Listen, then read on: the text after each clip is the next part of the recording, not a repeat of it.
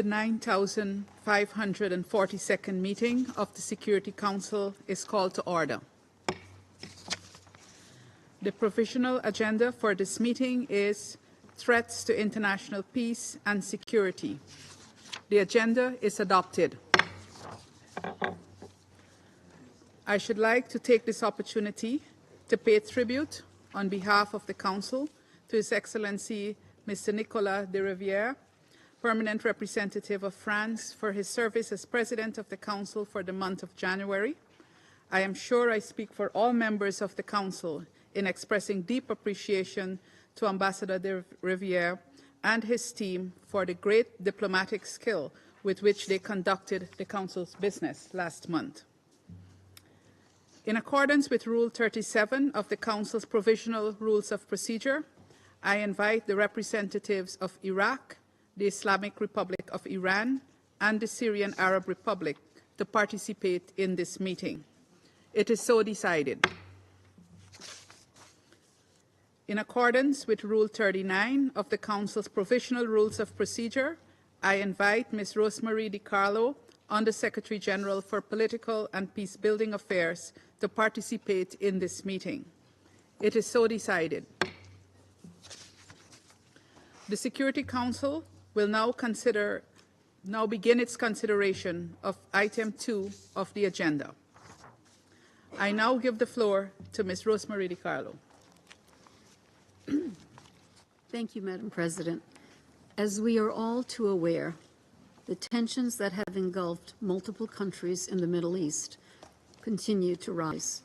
Tragically, this comes as no surprise. The Secretary General has repeatedly warned about the risks of further escalation and miscalculation in the region since the horrific Hamas attacks on Israel on 7 October and the devastating Israeli counteroffensive in Gaza. Since early October 2023, we have witnessed near-daily incidents in the region.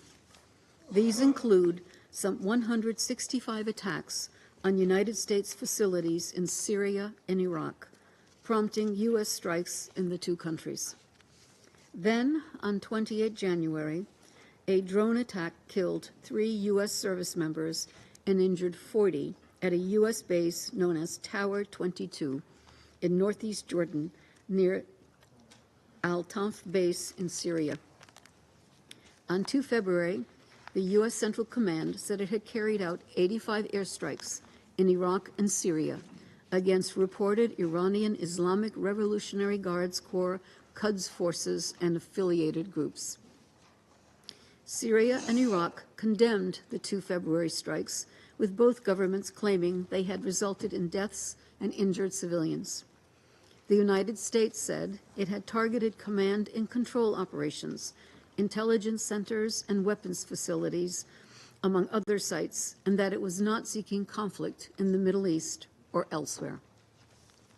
While the Iraqi government has continued to repeat its commitment to protecting U.S. and coalition forces inside Iraq, some armed factions linked to the Islamic Resistance in Iraq have pledged to continue their attacks against U.S. and coalition forces in the region. Madam President, the wave of violence since early October involves a large swath of the Middle East. The Israeli Defense Forces and Hezbollah, along with other non-state armed groups in Lebanon, have exchanged fire across the blue line on almost daily basis since 8 October. There have been repeated rocket fire over the occupied Golan between Israel and militias reportedly linked to Iran, as well as airstrikes attributed to Israel by the government of Syria on multiple locations in Syria. Ongoing Houthi drone and missile attacks and threats to navigation in the Red Sea are deeply worrying and risk both exacerbating the conflict and further impacting international trade as companies divert ships away from critical maritime routes. A report on Houthi attacks on merchant and commercial vessels in the Red Sea will be shortly before the Council in accordance with Resolution 2722. Since 11 January, the United States and the United Kingdom with the backing of 6 other member states, have launched strikes on Houthi positions in Yemen. Strikes have occurred consecutively over the last 3 days.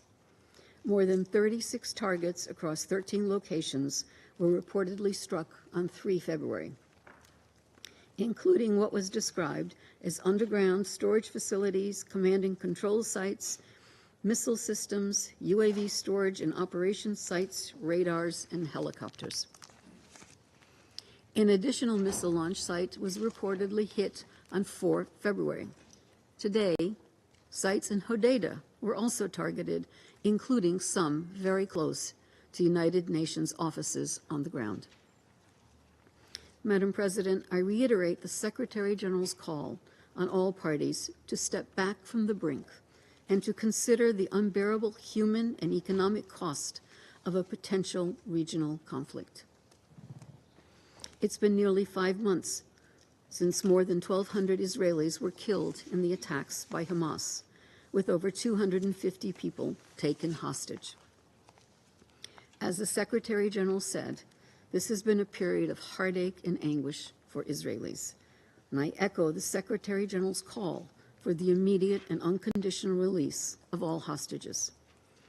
The past 5 months have also been heartbreaking and catastrophic for Palestinian civilians in Gaza, where hunger is rampant, disease is spreading, and shelter is squalid at best for a vast number of people. The death toll in the Strip is reported to have surpassed 27,000, mostly women and children. Thousands more are reported missing. The civilian population of Gaza should not pay for the terror unleashed by Hamas. I reiterate the Secretary General's call for an immediate humanitarian ceasefire in Gaza. The risk of escalation in the Middle East and its potential consequences was obvious from 7 October. A quick survey of the agenda of this Council explains why. The UN is supporting political and peace processes throughout the region, in countries emerging or still suffering from armed conflict. The Middle East remains highly volatile. Long-term regional stability demands the implementation of a clear political roadmap in each of these situations. The Secretary General continues his extensive outreach to all key stakeholders to urge all parties to take concrete measures to de-escalate tensions and to work towards sustainable political solutions that aim to resolve, rather than merely manage, long-standing conflicts. I appeal to the Council to continue to actively engage all concerned parties to prevent further escalation and the worsening of tensions that undermine regional peace and security. Thank you, Madam President. I thank Ms. DiCarlo for her briefing. I now give the floor to those council members who wish to make statements. I give the floor to the representative of the Russian Federation. Госпожа председатель, мы благодарим заместителя генерального секретаря Розмари Ди Карло за брифинг. Мы услышали от нее немало словесной эквилибристики, но не услышали самого главного. Безусловно, осуждение нарушения международного права со стороны Соединенных Штатов и Великобритании. Благодарим гаянское председательство за безотлагательный созыв сегодняшнего заседания Совета Безопасности ООН по пункту повестки дня угрозы международному миру и безопасности, который мы инициировали, чтобы обсудить очередные неправомерные и безответственные действия Соединенных Штатов в регионе Ближнего Востока на фоне беспрецедентной по масштабам жертв эскалации насилия в зоне Палестино-израильского конфликта, в поддержании которого Вашингтон играет далеко не последнюю роль. В ночь со 2 на 3 февраля Соединенные Штаты, 4 тактических истребителя Соединенных Штатов, ВВС Соединенных Штатов F-16 и 2 сверхзвуковых стратегических бомбардировщика B-1B Lancer нанесли по приказу президента Джо Байдена не менее 85 так называемых ударов возмездия по территории суверенных Ирака и Сирии. Массированные авиаудары американских ВВС, в результате которых погибли мирные граждане и военнослужащие, Были разрушены и повреждены десятки объектов, вновь продемонстрировали всему миру агрессивную сущность политики Соединенных Штатов на Ближнем Востоке и полное пренебрежение Вашингтоном нормами международного права. Участие в атаках Соединенных Штатов и королевских ВВС Великобритании ни у кого не должно создавать иллюзию некой международной коалиции. Лондону еще предстоит ответить за свое усердие в поддержке сугубо провокационных действий старшего брата в Вашингтоне. Как и непрекращающиеся атаки против Йемена, действия англосаксов представляют собой прямую угрозу международному миру и безопасности, подрывают миропорядок, опирающийся на верховенство универсального международного права и центральную роль Объединенных Наций. Возможно, подобные бандитские действия вписываются в так называемый порядок, основанный на правилах. Ведь, как недавно в своем интервью сказал бывший посол Австралии в Иране Джон Блендер, это, цитирую, набор постоянно меняющихся, постоянно колеблющихся правил, разработанных Соединенными Штатами в интересах Соединенных Штатов и их западных союзников. Конец цитаты. Добавив, что, цитирую, одна из самых сложных вещей в порядке, основанном на правилах, это выяснить, в чем заключаются эти правила. Конец цитаты. Поскольку именно на соблюдение этого выгодного Соединенным Штатам и их союзникам порядка и настаивают Соединенные Штаты, оправдывая в том числе свои удары по Ираку и Сирии, становится еще более очевидно, что к международному праву эта американская псевдоправовая конструкция не имеет никакого отношения. Господа председатели, очевидно, что американские авиаудары специально рассчитаны на дальнейшее разжигание конфликта. Их целями стали объекты и позиции вооруженных сил Сирийской Арабской Республики на востоке страны, преимущественно провинции Дер-эз-Зор, где сирийские военные продолжают упорную борьбу с недобитыми игиловцами, которым Вашингтон, вопреки своим заявлениям, на деле обеспечивает опеку и покровительство. Практически без пауз атакуя в последнее время объекты, как утверждается, проиранских группировок в Ираке и Сирии, Соединенные Штаты пытаются целенаправленно втянуть в общерегиональный конфликт крупнейшие страны Ближнего Востока. При этом представители Центкома заявляли, что их так называемая операция координировалась с властями Ирака. Однако в заявлении иракских властей действия Соединенных Штатов названы очередной вопиющей агрессией и нарушением суверенитета Ирака. А информация Вашингтона о якобы имевшей место координации ударов с Багдадом преднамеренной ложью, направленной на искажение общественного мнения и уход от юридической ответственности. Очевидно, что присутствие международной антиигиловской коалиции во главе с США в республике стало угрозой для безопасности и стабильности страны, а также попыткой ее вовлечения в региональные и международные конфликты. Вашингтон, уверовав в свою безнаказанность, продолжает сеять разрушение и хаос на Ближнем Востоке. Крупнейшая с 2003 года авиационная операция Соединенных Штатов в регионе, подаваемая Джо Байденом как акт возмездия за атаку с применением БПЛА неустановленного происхождения по незаконно находящейся в Сирии американской базе, не имеет оправдания. Видим в этих попытках поиграть мускулами прежде всего стремление повлиять на внутриполитические расклады в Америке, желание хоть как-то подправить провальный имидж действующей американской администрации на международной арене в свете набирающей обороты президентской предвыборной кампании. При этом тот факт, что такие действия ведут к дальнейшей эскалации международной напряженности и приводят к гибели мирного населения, стратегов в Вашингтоне не волнует. Госпожа председатель, последние события подтверждают, Соединенные Штаты не ищут и никогда в реальности не искали решений проблем в регионе. Логику их действий надо искать исключительно в стремлении любой ценой сохранить свое доминирующее положение в мире. Поэтому Вашингтон стремился и будет стремиться тушить огонь бензином и обострять хронические противоречия на Ближнем Востоке в той степени, в которой это выгодно его израильскому союзнику. Рассчитывать на какое-то благоразумие американского истеблишмента и его готовность принять во внимание интересы стран региона совершенно не приходится. 2 и 3 февраля мы могли в этом еще раз убедиться. Решительно осуждаем новый вопиющий акт агрессии Соединенных Штатов против суверенных государств, создающий дополнительные риски и повышающий уровень нестабильности в и так уже пылающем регионе. Ведь совершенно очевидно, что инцидент, ради обсуждения которого мы здесь сегодня собрались, только усиливает региональную напряженность, вызванную беспрецедентным насилием в секторе Газа, где вот уже 4 месяца продолжается бесчеловечная кровавая операция Израиля, которая всеми силами покрывают Соединенные Штаты и их сателлиты, в том числе блокируя усилия Совета Безопасности по введению немедленного гуманитарного прекращения огня. В итоге мы отчетливо видим, что эскалация насилия уже вышла далеко за пределы оккупированных палестинских территорий, перекинувшись не только на границу Израиля и Ливана, но и в Красное море и на Йемен.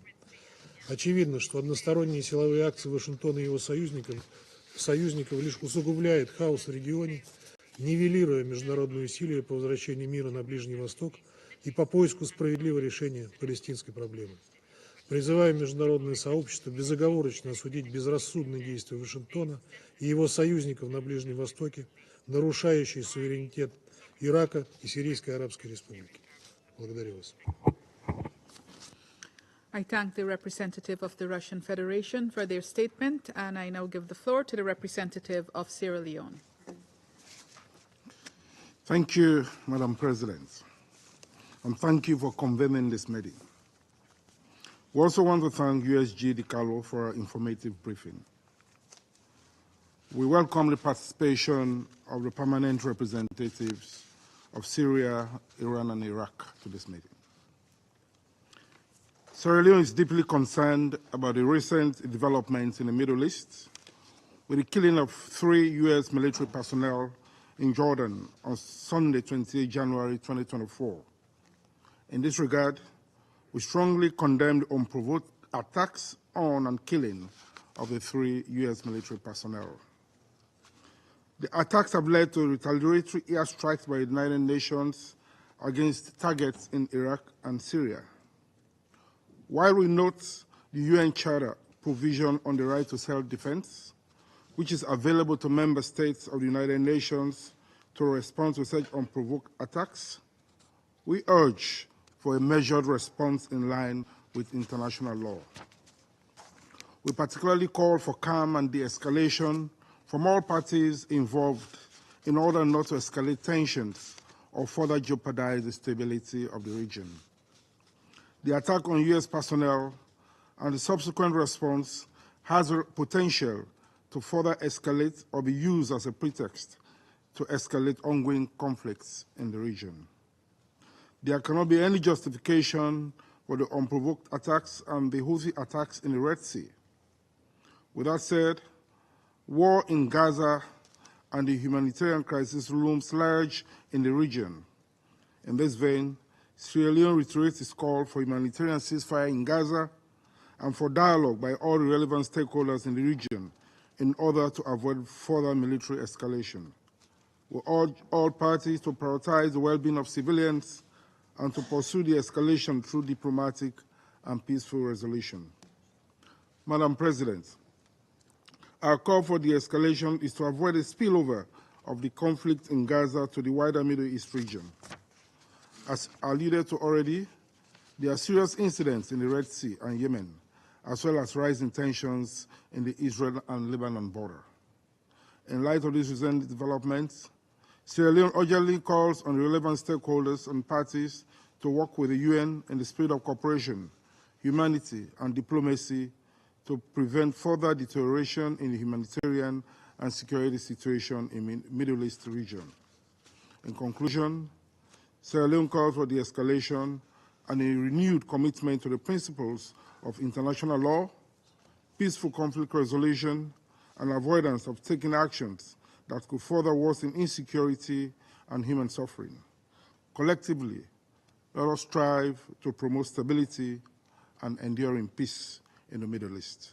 I thank you. I thank the representative of Sierra Leone for their statement, and I now give the floor to the representative of China. 谢谢主席女士。主席女士，我感谢迪卡洛副秘书长刚才所做的通报，欢迎伊拉克、叙利亚代表出席今天的会议，也期待着听到他们稍晚时候介绍更多的情况。日前，美国对叙利亚和伊拉克境内多地进行空袭，导致大量人员伤亡。有关行动严重侵犯了叙利亚、伊拉克的主权、独立和领土完整。美方声称有关军事行动还将继续，中方对此表示严重关切，反对违反联合国宪章、侵犯他国领土主权和安全的行为。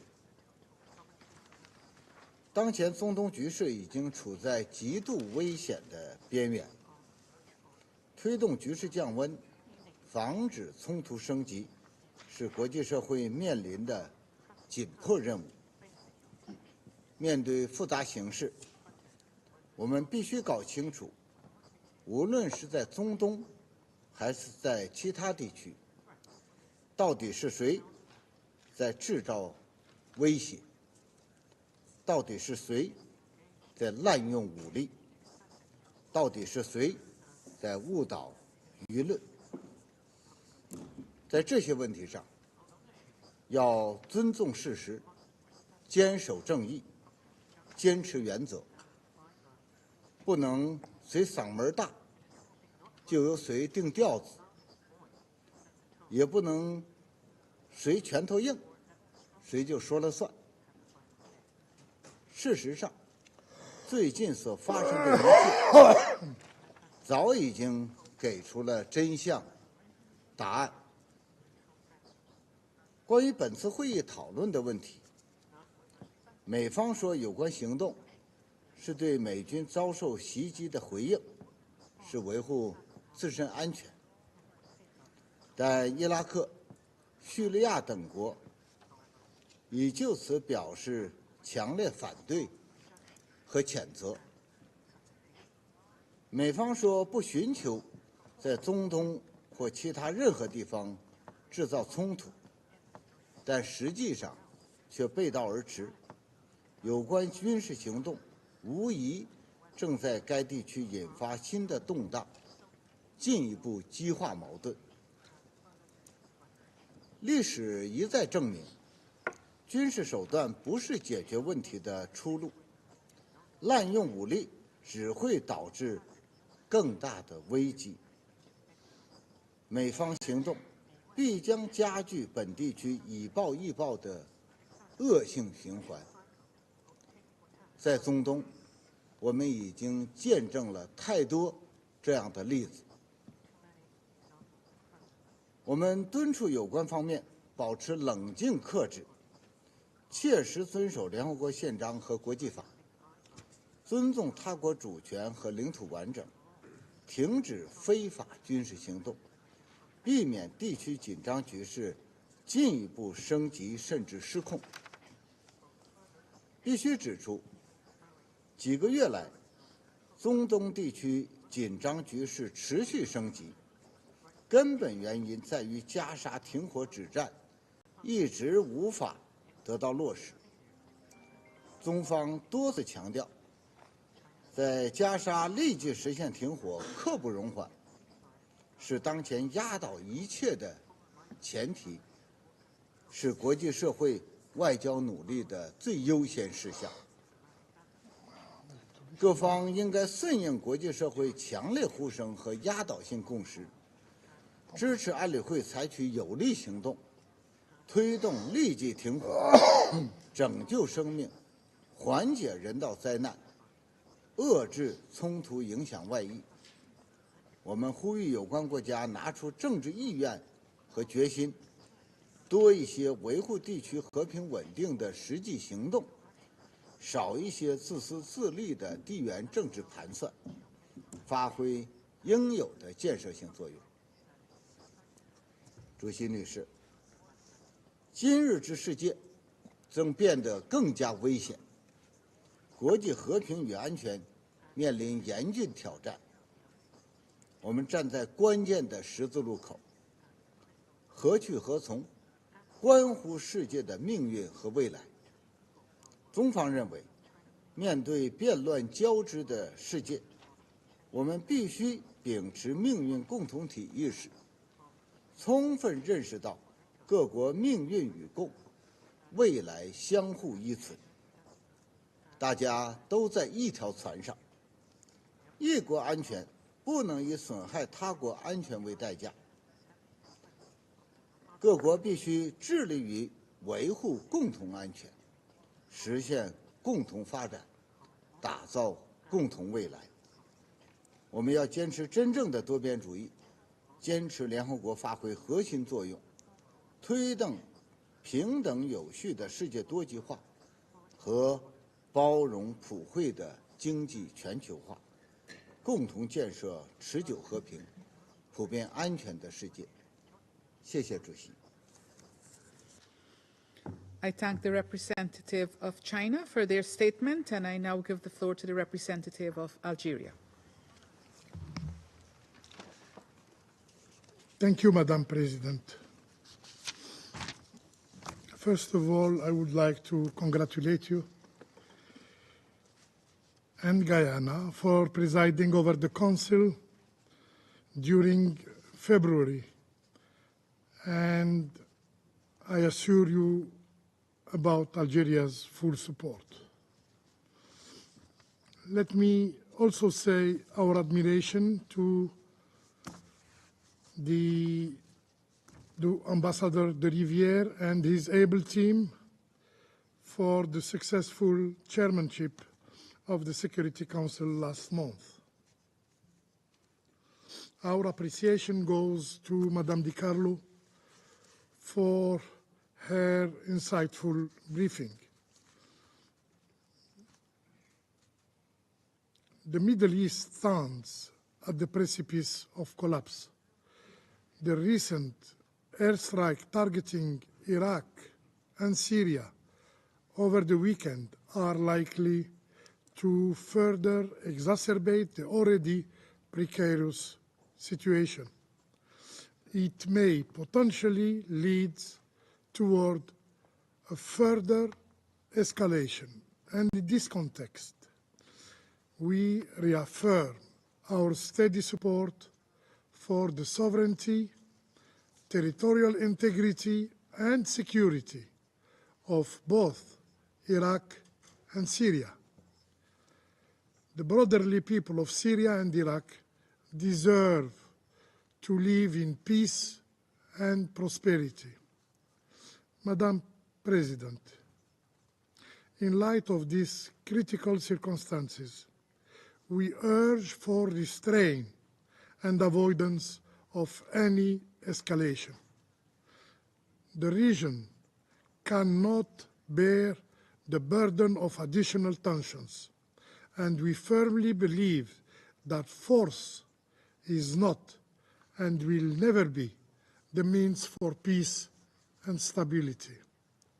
History attests that force only causes ruin, instability, and furthers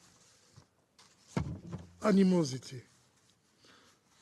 Today, we advocate for dialogue and collective action to bridge differences and foster shared prosperity. Let us set aside notion of violence, deterrence, or punishment, and let us work hand in hand toward an appeased Middle East. Madam President, genuine stability in the Middle East necessitates a comprehensive addressing of the root causes that underpin instability.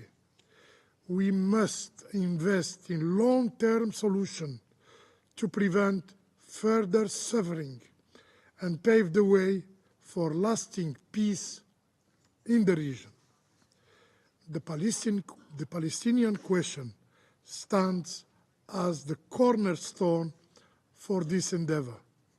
From the outset of aggression against the Palestinian people, particularly in the Gaza Strip, my country, Algeria, on many occasions sounded the alarm on the risk of regional spillover.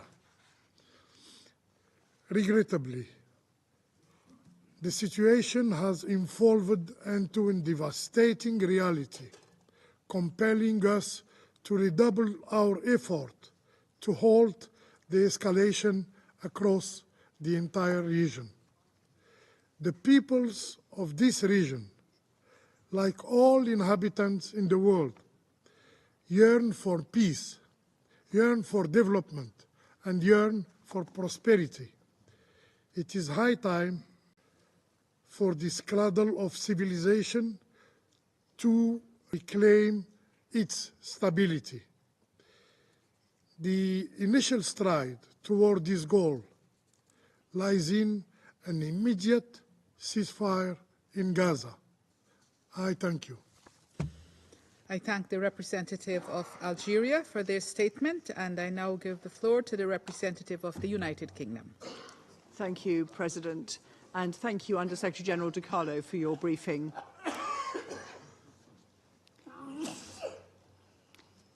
The United Kingdom fully supports all efforts to maintain and enhance international peace and security, including in Iraq and Syria. We are committed to de-escalating tensions in the Middle East. We condemn the multiple attacks since October 2023 by Iran-aligned militant groups against the global coalition and Iraqi military bases in Syria and Iraq. Despite warnings, those strikes have continued and intensified, with an attack on the 26th of January killing 3 American personnel and injuring many more. We fully support the US right to self-defense and their right to respond. Daesh continue to pose a grave threat to those countries and to the wider region, and conducted its biggest attack in years last month in Iran. Its ability to direct, enable, and inspire attacks continues to represent one of the most significant global terrorist threats. And the sole objective of the global coalition, of which the UK is a leading member, is to counter Daesh. The UK remains committed to working with our counter-terror partners in Iraq and Syria to tackle the threat from Daesh and to prevent their resurgence. President, Iran's political, financial, and military support to militant groups is destabilizing the region and threatens our collective ability to counter Daesh. So we call on the regime to rein in these groups and to act now to prevent further attacks by its proxies and partners in Iraq, Syria, and Yemen. As I said earlier, we are committed to de-escalation of regional tension. President, the Houthis' continued attacks on commercial and military vessels in the Red Sea are illegal and unacceptable.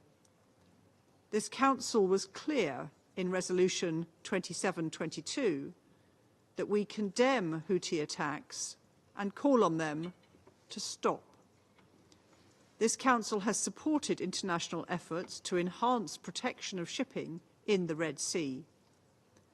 Our actions and presence in the Red Sea are designed to protect innocent lives, preserve freedom of navigation, and deter further attacks on shipping. We acted alongside our US allies and with the support of many international partners in self-defense and in accordance with the rule of law. We are committed to working with all members of this Council and the international community to protect international peace and security in the Middle East and throughout the world. Thank you. I thank the representative of the United Kingdom for their statement, and I now give the floor to the representative of Malta. Thank you, President. Allow me to thank Ambassador de Rivière for France's chairmanship of the Security Council for the month of January. I also wish to convey Malta's support to Guyana for your presidency for this month.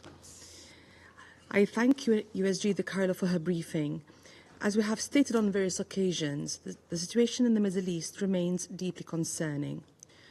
We are also deeply troubled about the fact that instability in the Middle East is being exploited by militias and armed groups to engage in activities that continue to compound this difficult and fragile context. The rapidly deteriorating maritime security situation in the Red Sea is a case in point. We reiterate our call on the Houthis to immediately cease any attacks and underline the need to avoid any further escalations as outlined in Resolution 2722. The navigational rights and freedoms of commercial vessels in the Red Sea is of paramount importance. These rights must be respected and assured. President, on this occasion, we urge all parties to combat the malign influence of all bad actors and to refrain from actions which could contribute to a wider war. The importance of protecting civilian lives remains paramount. The international community and this Council must focus on rapidly working towards addressing the root causes of the region's tensions and promote avenues towards a just and lasting peace based on relevant UN resolutions and international law.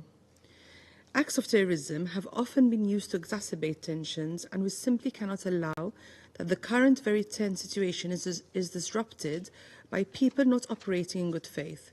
We believe that the UNSC has a key role to play in this regard, and we will continue to support initiatives to hold these spoilers to account. I thank you. I thank the representative of Malta for their statement, and I now give the floor to the representative of the United States. Thank you, Madam President. And thank you, Undersecretary General De Carlo, for your briefing. Colleagues, on February 2nd, and at President Biden's direction, the United States conducted precision airstrikes on February 2 in Iraq and Syria against Iran's Islamic Revolutionary Guard Corps and affiliated militia groups. This necessary and proportionate action was taken in exercise of the United States' inherent right of self-defense as reflected in Article 51 of the UN Charter. Less than a week ago, on January 28, Iran-aligned militia groups in Iraq attacked a Jordanian facility hosting U.S. forces taking part in the fight against ISIS-Daesh. 3 U.S. service members lost their lives that day, and many others were wounded. This loss is devastating. This is unacceptable, and attacks like it cannot continue. Colleagues, Russia called this meeting under the false pretense that the United States has no ground to respond to attacks that have killed U.S. personnel. It bears repeating, therefore, that the actions U.S. forces took on February 2 are necessary and proportionate, consistent with international law, and in exercise of the United States' inherent right to self-defense. We also repeatedly stated in previous letters to this Council that the United States would take further action to respond to future attacks or threats of attack against U.S. nationals and U.S. personnel and facilities. These recent strikes certainly fall into that category. They are aimed at protecting and defending U.S. personnel, including those in Jordan, who are supporting operations against ISIS to ensure the terrorist group can never resurge. The strike successfully degraded the capabilities of Iranian-backed militias, deterring and undermining their ability to conduct further attacks. The facilities struck included command and control operations and intelligence centers, rockets, missiles, and unmanned aerial vehicle storage, and logistics and munition supply chain facilities. The IRGC and affiliated militias have used these facilities to attack U.S. and coalition forces. These targets were carefully selected to avoid civilian casualties and based on clear, irrefutable evidence that they were connected to attacks on U.S. personnel in the region. President Biden has made clear that these strikes were the start of our response to the deadly attack on Tower 22 in northeastern Jordan. I also want to stress that these strikes are separate and distinct from the coalition strikes in Yemen, which were in response to the Iranian-backed Houthis' lawless attacks on naval vessels and international shipping in the Red Sea. Let me be clear. The United States does not desire more conflict in a region when we are actively working to contain and de-escalate the conflict in Gaza. And we are not seeking a direct conflict with Iran. But we will continue to defend our personnel against unacceptable attacks, period. The U.S. and coalition forces are deployed in our shared effort to ensure the enduring defeat of ISIS. As we've reported in numerous letters to the Security Council President, since October 18, Iran-aligned militia groups have attacked those forces in Iraq, Syria, and now Jordan over 165 times. 165 times.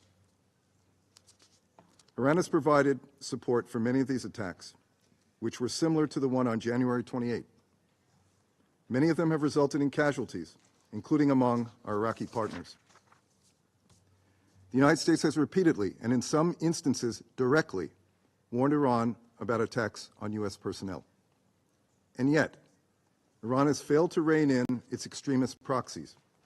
On the contrary, Iran continues to escalate tensions across the region by enabling these proxies' deadly attacks.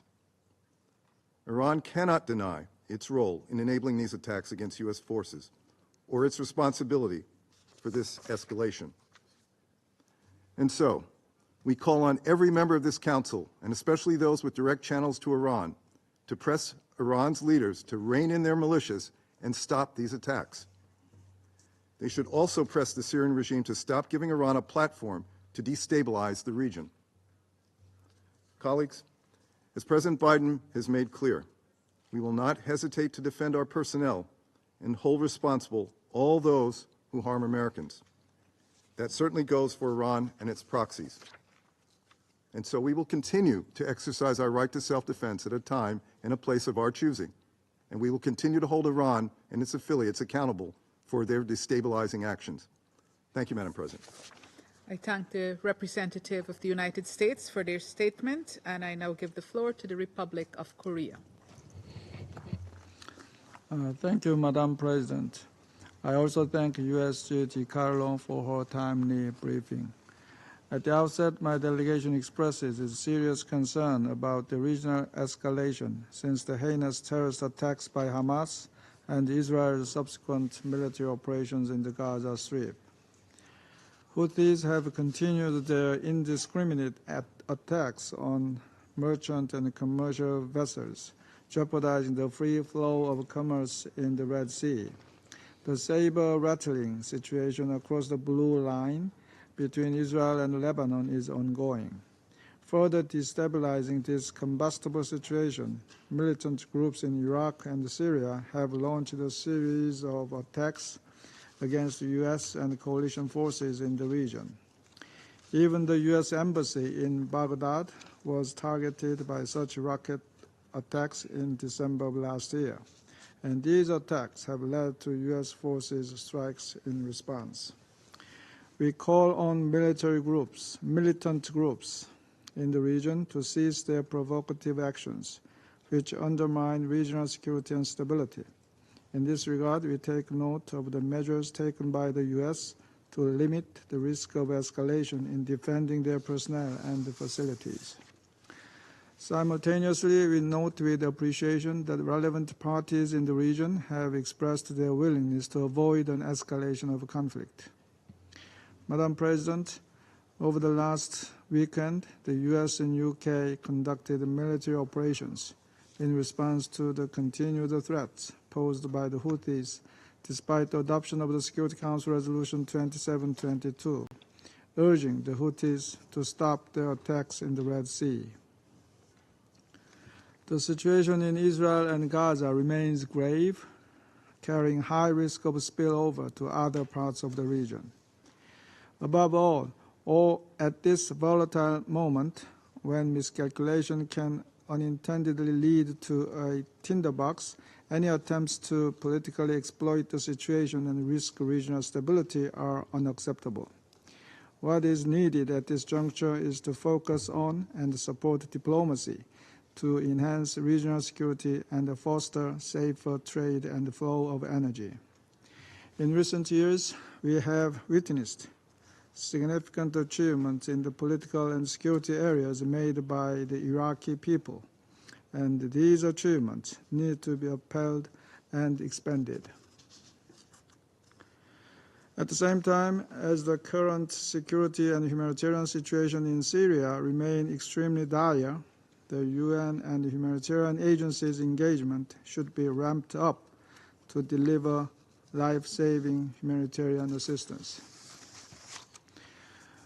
We also echo the Iraqi government's statement that the recent regional developments not only jeopardize the global economy but also undermine regional efforts to combat ISIS. We must not forget the unthinkable terror and the cataclysm that ISIS inflicted on the region from 2014. We vividly saw that ISIS threats remain ongoing as they claim the responsibility for the deadly bombing in the city of Kerman, Iran last month. The risk of resurgence of ISIS still remains in the region, as the Secretary General assessed in his latest report. In this connection, the recent attacks of militant groups against the U.S. and coalition forces threaten to undermine the ongoing efforts to combat ISIS in the region.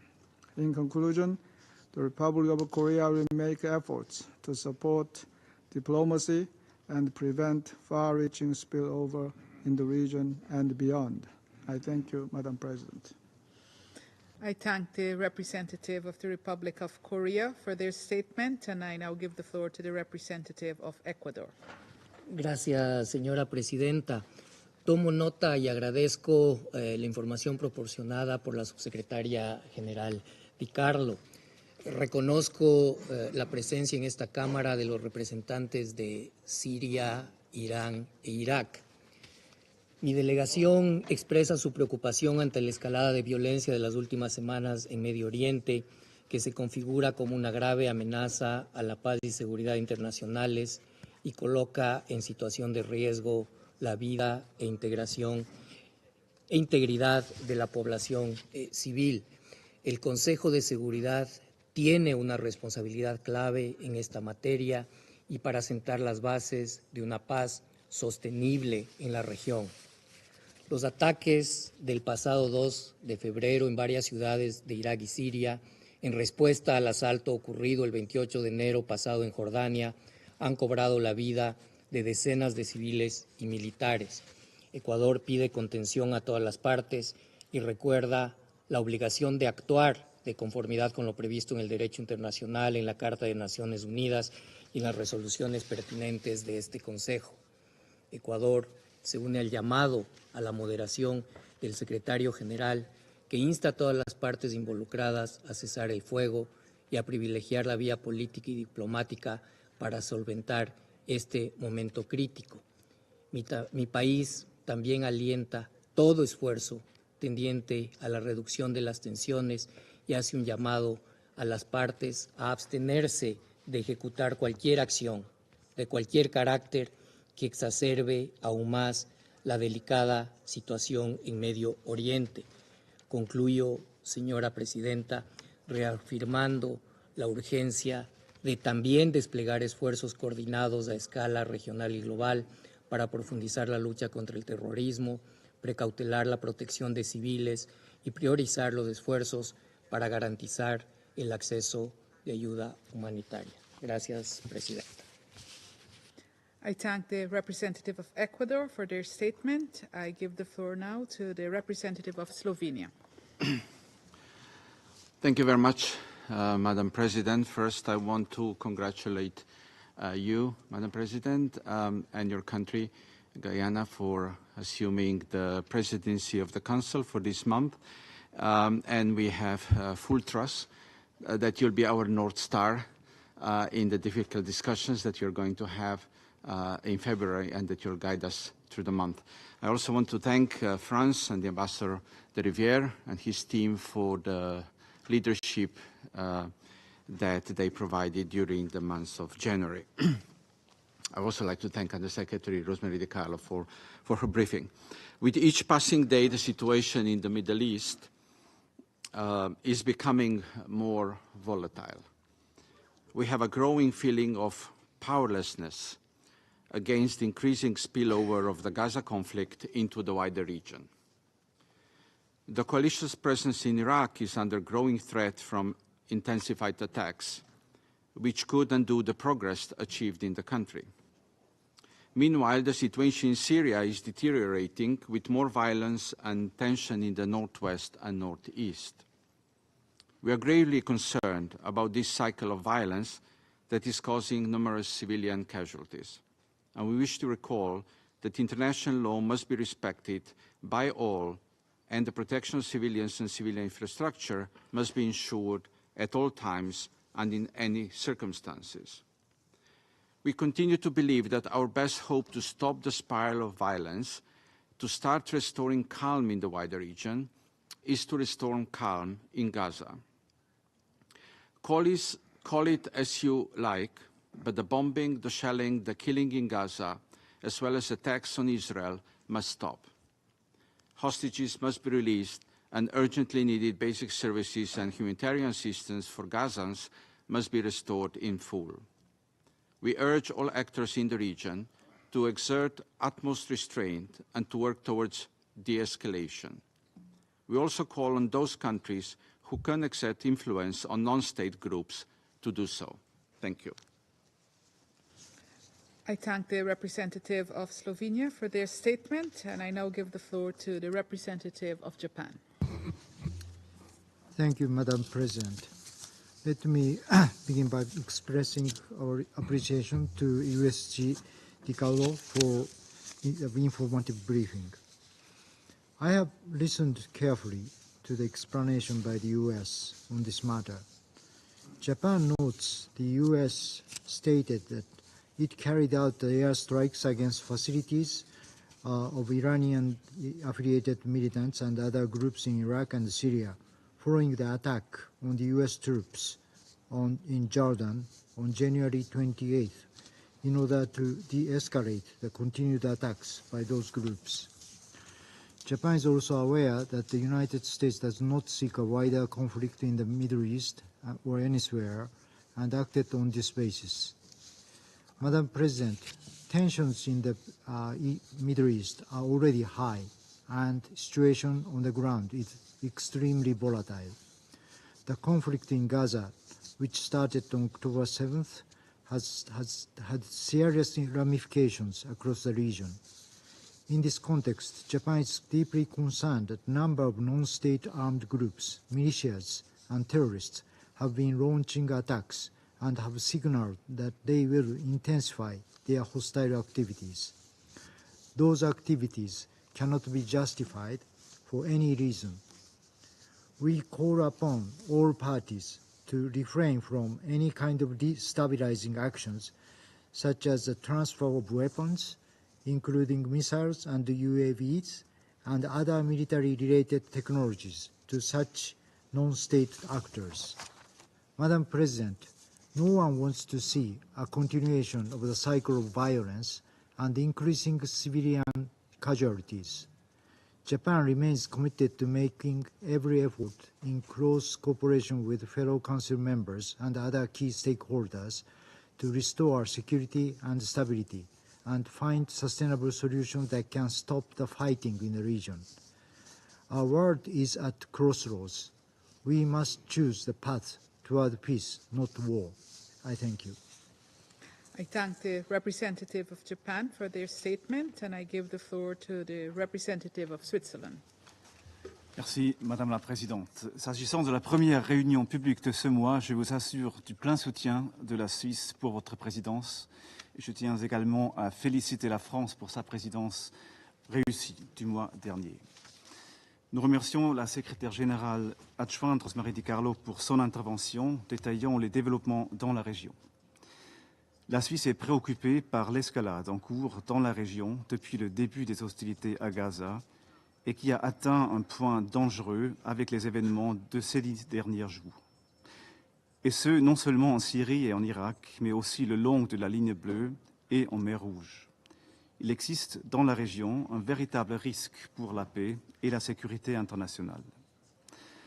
Nous appelons toutes les parties, ainsi que les acteurs ayant une influence sur elles, à faire preuve d'un maximum de retenue pour éviter une poursuite de l'escalade.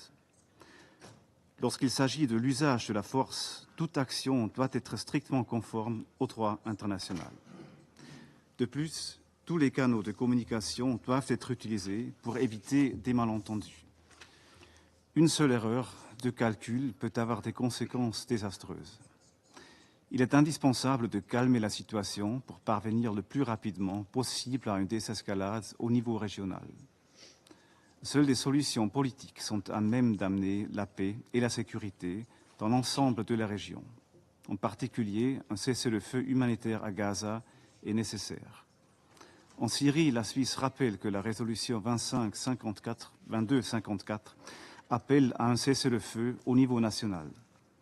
Quant à l'Irak, la situation sera discutée demain quand elle est à l'ordre du jour de ce Conseil. Enfin, nous appelons toutes les parties à respecter le droit international, notamment le droit international humanitaire et les droits humains. Pour conclure, je souligne une fois de plus que ce Conseil doit jouer pleinement son rôle pour contribuer à une désescalade de la situation et à des solutions politiques aux conflits dans la région. Je vous remercie. I thank the representative of Switzerland for their statement, and I now give the floor to the representative of France. Madame la Présidente, je tiens tout d'abord à vous assurer le plein soutien de ma délégation pour votre présidence tout au long du mois de février. Je remercie Madame Di Carlo pour son intervention. La France est très préoccupée par l'escalade en cours au Moyen-Orient. Les frappes qui ont visé des militaires américains engagés dans la lutte contre Daesh à la frontière syro-jordanienne le 28 janvier sont inacceptables. Elles portent atteinte aux efforts collectifs contre ce groupe terroriste et elles menacent la stabilité de toute la région en alimentant l'escalade de la violence de façon préoccupante. La France les a condamnées, elle exprime sa pleine solidarité à l'égard des États-Unis, aux côtés desquels nous sommes engagés depuis 2014. Nous le resterons pour lutter contre le fléau du terrorisme aux côtés des pays de la région. La France est engagée depuis 2014 dans la lutte contre Daesh, en particulier aux côtés de ses partenaires de la coalition internationale. En Irak, la France continuera à appuyer la lutte contre le terrorisme menée par les autorités irakiennes aussi longtemps que celles-ci le lui demanderont, dans le plein respect de la souveraineté de l'Irak. Elle est attachée à la sécurité et à la stabilité de l'Irak et de la région autonome du Kurdistan en son sein. La France avait condamné l'attaque menée au moyen de drones armés contre un siège des forces kurdes en décembre, ainsi que la frappe du 15 janvier 2024 à Erbil, revendiquée par les gardiens de la révolution iraniens. Ces actions sont une violation de la souveraineté de l'Irak et elles doivent cesser. En Syrie, nous sommes vivement préoccupés par la montée des violences sur tous les fronts. Les premières victimes sont les civils au nord-est, au nord-ouest et notamment à Idlib, ainsi que dans la zone contrôlée par le régime. Ces hostilités doivent cesser conformément aux résolutions de ce Conseil. Il n'y aura pas de perspective d'une solution juste et durable en Syrie que lorsqu'un processus politique crédible et inclusif sera engagé sur la base de la résolution 2254 adoptée à l'unanimité par ce Conseil.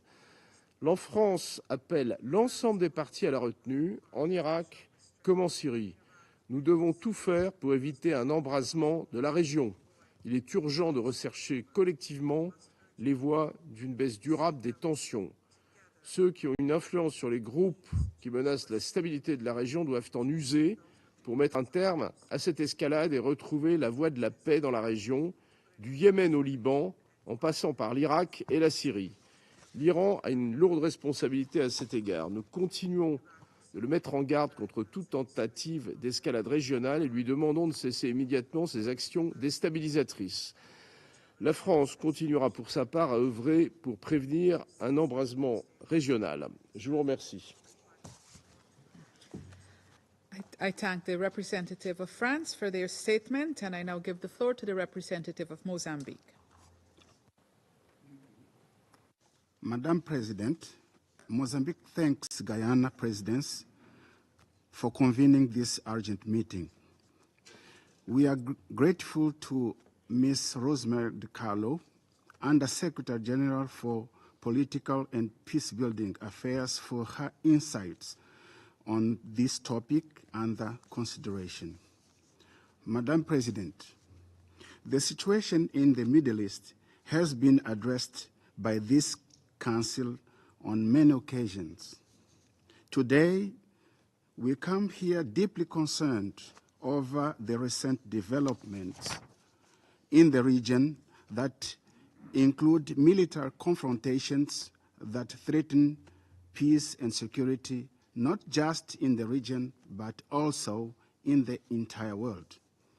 The recent retaliatory attacks in Yemen, Syria, Iraq are such an example. They aggravate the current cycle of confrontation and war that already prevails in the region. These attacks are likely to escalate tensions with negative spillover effects in the entire Middle East and beyond. It is our view that at all times, member states are bound by the Charter of the United Nations that compels them to settle their international disputes by peaceful means in such a manner that peace and security and justice are not endangered. These attacks took place at a time when the USA, Qatar, Egypt were engaged in diplomatic contacts with the aim to end the devastating and the bloody war between Israel and Hamas.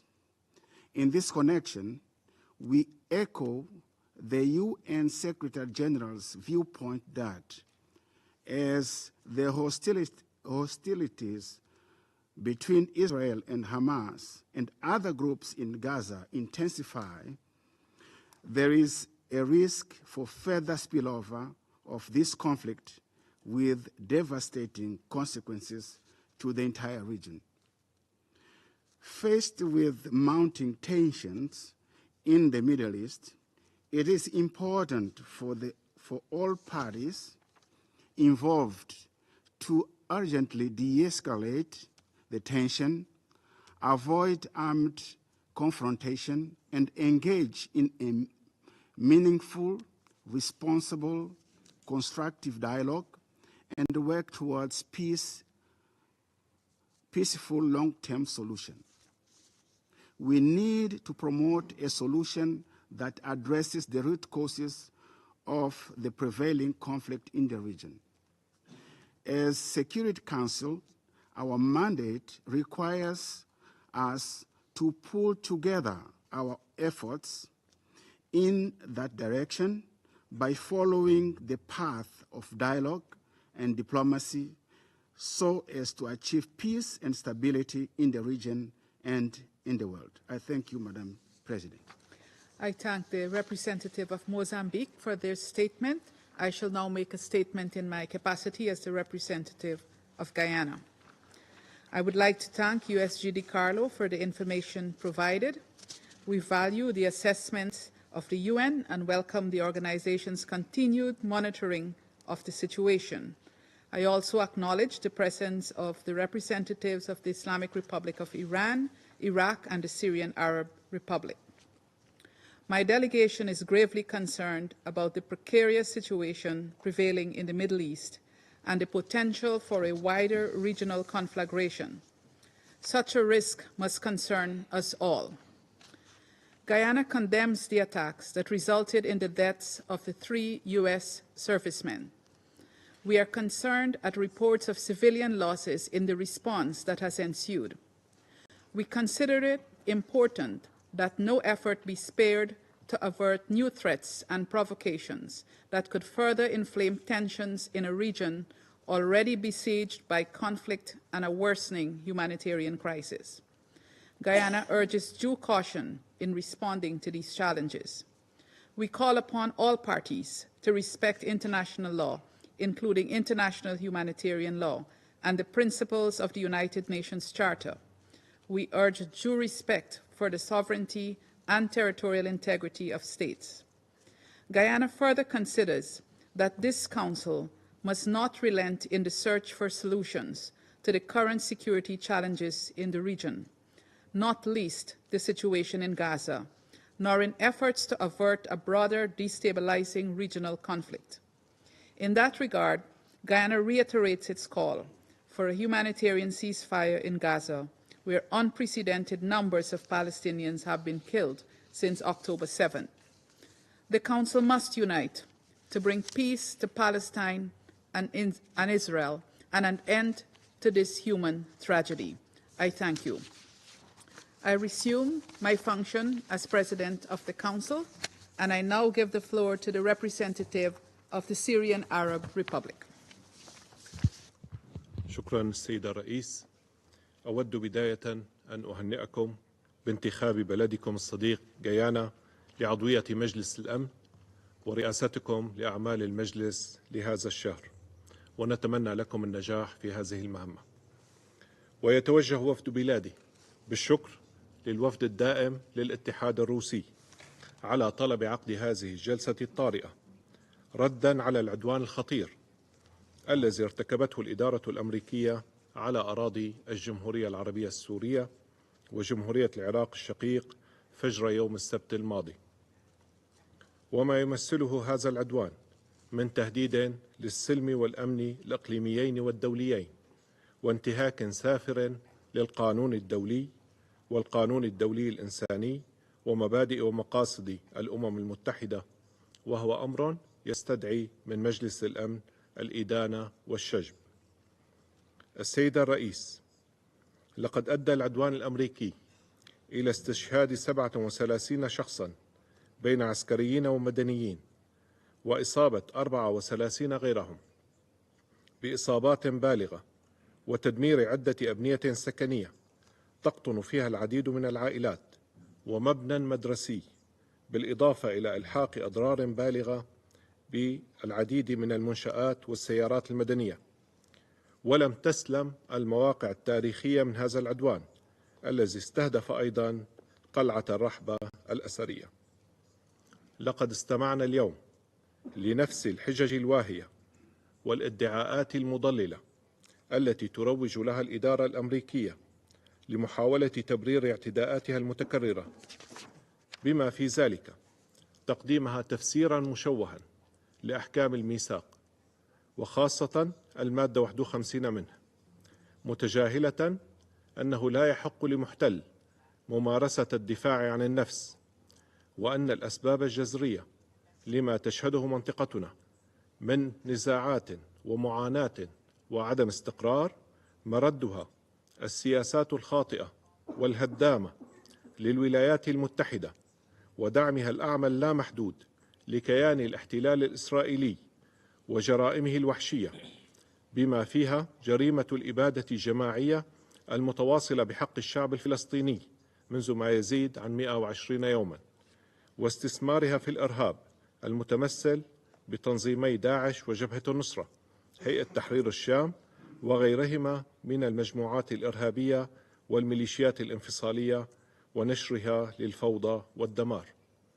السيد الرئيس، لقد حرصت حكومة بلادي من خلال بياناتها ورسائلها الرسمية على مطالبة مجلس الأمن بتحمل مسؤولياته إزاء أعمال العدوان المتكررة والانتهاكات الجسيمة للقانون الدولي التي ارتكبتها ولا تزال ترتكبها الولايات المتحدة الأمريكية ضد سيادة الجمهورية العربية السورية ووحدة وسلامة أراضيها واستقلالها.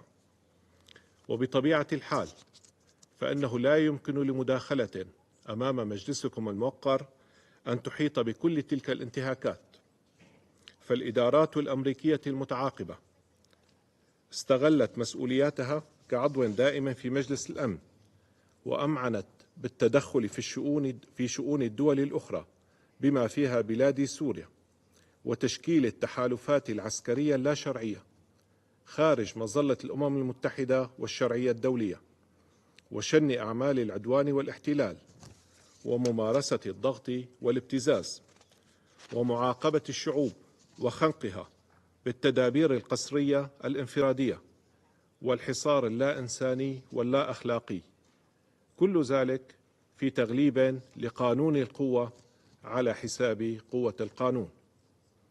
وللأسف فقد عرقلت الإدارات الأمريكية المتعاقبة عمل مجلس الأمن وشلت قدرته على النهوض بالمسؤولية الأساسية التي أناطتها الدول الأعضاء به لحفظ السلم والأمن الدوليين، وضمنت بذلك لوكلائها في منطقتنا وفي مقدمتهم سلطات الاحتلال الإسرائيلي والتنظيمات والميليشيات الإرهابية مواصلة ارتكاب أبشع الجرائم والإفلات من أي عقاب.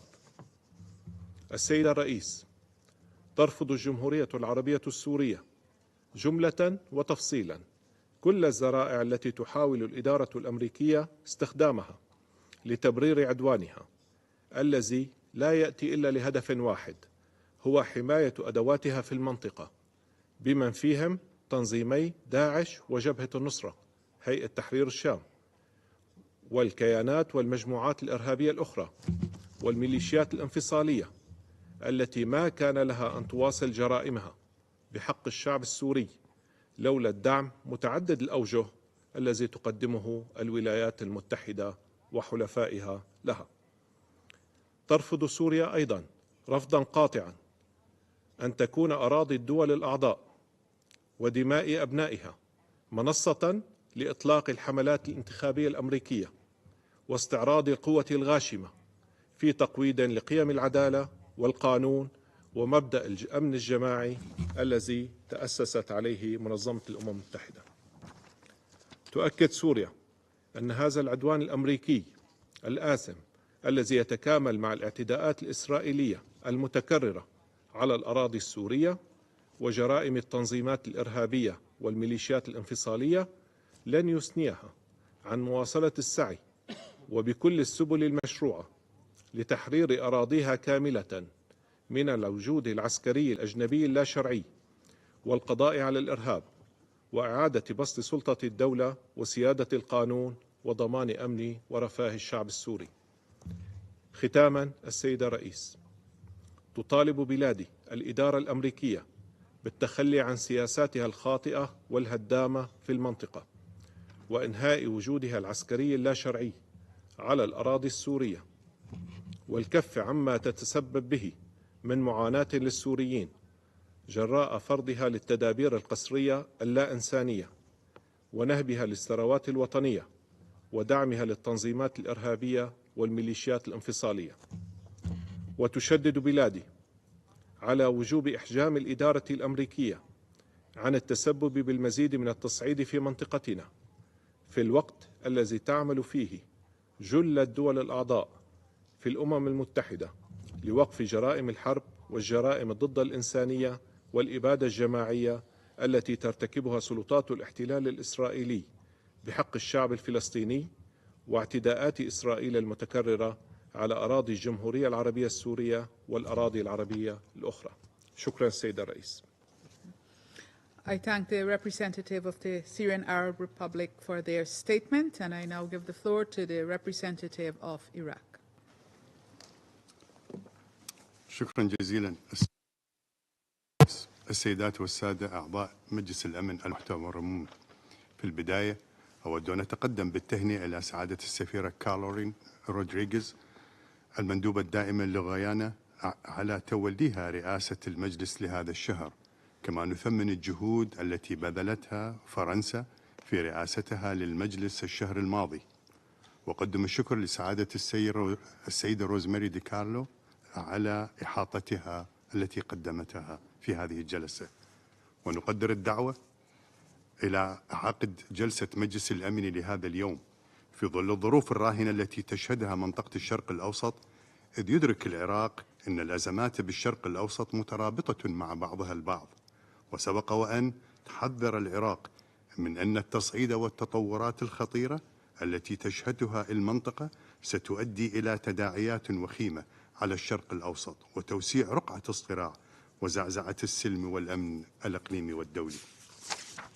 السيدة الرئيس، تواصل حكومة جمهورية العراق على الصعيد الخارجي المضي قدما في نهج الدبلوماسية التوازن والتأسيس لمبدأ العراق المتمكن في علاقاته الخارجية مع محيطه الإقليمي والمجتمع الدولي، وبناء دوره الريادي والطبيعي في المنطقة والعالم، وينعكس هذا النهج في الانفتاح الإقليمي والعالمي الذي شهده العراق.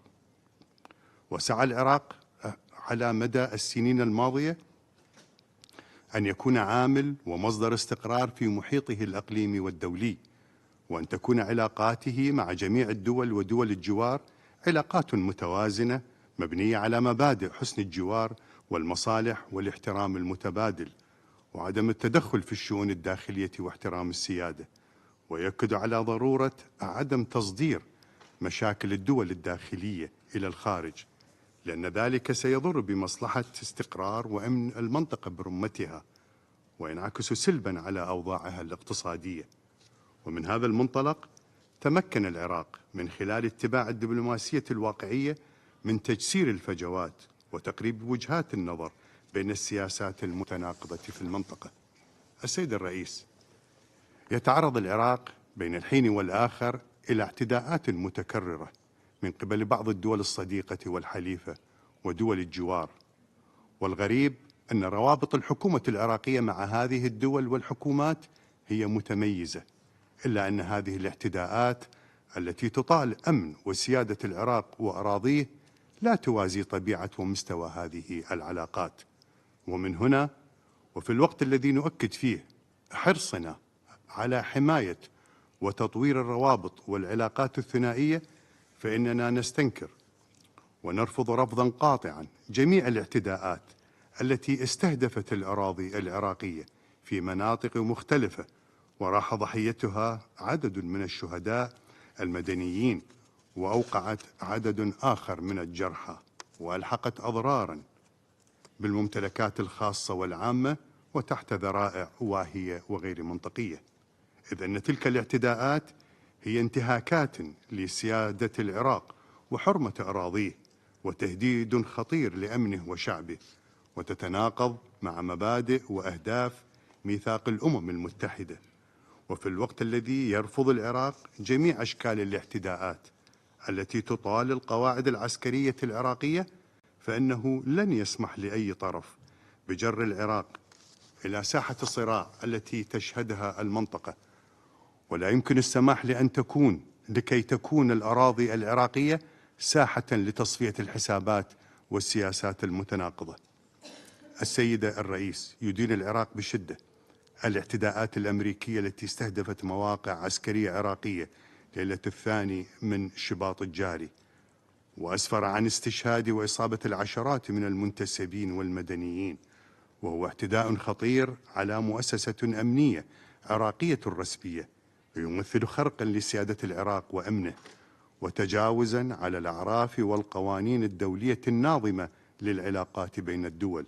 ختاما، نكرر دعوتنا أهمية أن يمارس مجلس الأمن مسؤولياته في حفظ السلم والأمن الدوليين وحماية سيادة الدول ووحدة أراضيها والتصدي لأي انتهاكات والالتزام بمبادئ وأهداف ميثاق الأمم المتحدة. وشكرا السيد الرئيس. I thank the representative of Iraq for their statement, and I now give the floor to the representative of the Islamic Republic of Iran. Thank you. In the name of God, the compassionate and merciful, Madam President, I would like to congratulate Guyana, the newly elected member of the Security Council, for its presidency this month. We acknowledge France for successful completion of its presidency in January. I would also like to extend my congratulations to the other elected members, Algeria, Sierra Leone, Republic of Korea, and Slovenia. We appreciate Russia's request for convening this meeting under the agenda item threat to international peace and security, which addresses persistent violation of international law and the UN Charter by the United States in the region. We welcome the presence of Ms. DiCarlo and the Secretary General in this meeting. Madam President, Iran strongly condemns the U.S. military attacks on Syria and Iraq territory. The U.S. military action is illegal and unjustified and blatantly violate the basic norms and principles of international law and the United Nations Charter, particularly paragraph 4 of Article 2 of the Charter. It is also a flagrant breach of Iraq and Syria territorial integrity, sovereignty, and political independence. Iran also strongly condemns the joint military action of the United States and the United Kingdom against Yemen, which constitute an obvious violation of the United Nations Charters and international law. Furthermore, they have openly abused Security Council Resolution 2722. These illegal actions, which targeted civilians and vital infrastructure, jeopardize regional peace and security, as well as pose a serious threat to international peace and security. The US and UK must bear their international responsibility for their commission of the crime of aggression. The argument of justification invoking Article 51 as a basis for this aggression lacks a solid legal foundation and cannot legitimize these illegal actions. Madam President, today in this chamber, the US and UK made another desperate attempt to distract attention away from the root cause of the current situation in the region by falsely putting the finger and blame on Iran. It is regretful that the United States, a permanent member of the Security Council, has failed to fulfill its obligation under the UN Charter. The US expressed grave concern about the spillover of tension in the region while continuing to play a destabilizing role in the region. The United States continues to occupy Syrian territory, loot Syrian property and resources, and support separatist and terrorist groups. Furthermore, people in Syria are experiencing economic hardship and humanitarian crisis as a result of the United States' hostile and harmful actions, as well as the application of illegal sanctions. All these measures violate international law, the UN Charter, and related Security Council resolutions. The Syrian Arab Republic has officially and frequently raised objections to those violations, calling on the Security Council to halt these violations and put an end to the US occupation. In Iraq, following the unlawful military intervention in 2003, the US and the so-called coalition ignored Iraq's opinion and aspiration and continued illegal activities and presence under the guise of fighting terrorism. The United States and NATO must respect the Iraqi government's decision to terminate their military presence and withdraw their forces from the country. Madam President, all of the resistance groups in the region are independent, and their decisions and actions are motivated by their legitimate rights under international law that are ending the illegal presence of US in their territories, stopping the genocide in Gaza, and ending the occupation of Palestinian territories. Therefore, any attempt to attribute these actions to Iran or its armed forces is misleading, baseless, and unacceptable. Iran never seeks to contribute to the spillover in the region. Iran has no military presence in Iraq, nor does it have bases or military advisors. In Syria, Iranian military advisors are legally present since they were invited officially by the Syrian governments to fight terrorism. Claims that Iran's bases in Iraq and Syria were attacked are rejected as unfounded and regarded as attempts to shift attention away from the US aggressive actions. Iran has never sought to bring its dispute with the United States into Iraq territory and remains committed to Iraq's independence, national sovereignty, and territorial integrity, and this is the principal position of Islamic Republic of Iran.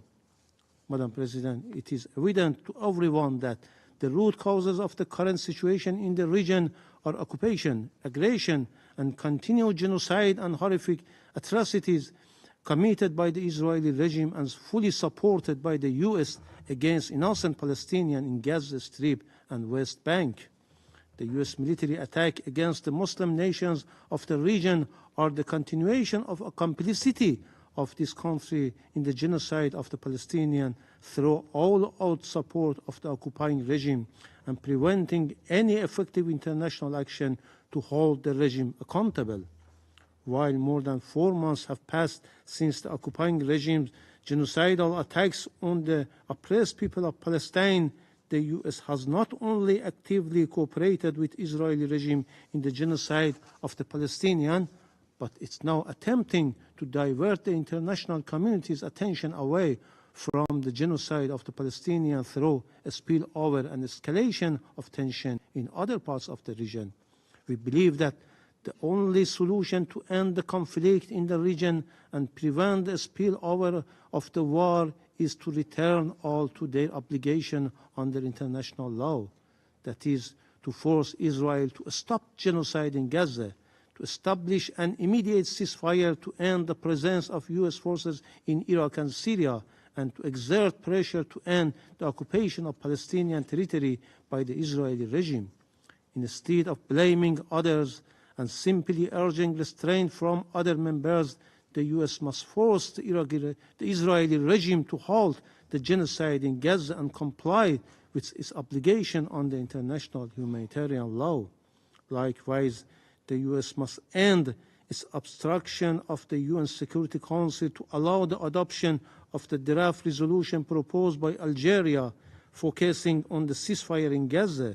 This approach aligns with the broader goal of restoring peace and stability in the region while addressing the humanitarian concerns at hand. Finally, Madam President, I would like to reiterate that if Iran faces any threat, attack, or aggression affecting its security, national interest, or people, it will not hesitate to exercise its inherent rights under international law and the UN Charter to respond firmly. Thank you. I thank the representative of the Islamic Republic of Iran for their statement. There are no more names inscribed on the list of speakers. The meeting is adjourned.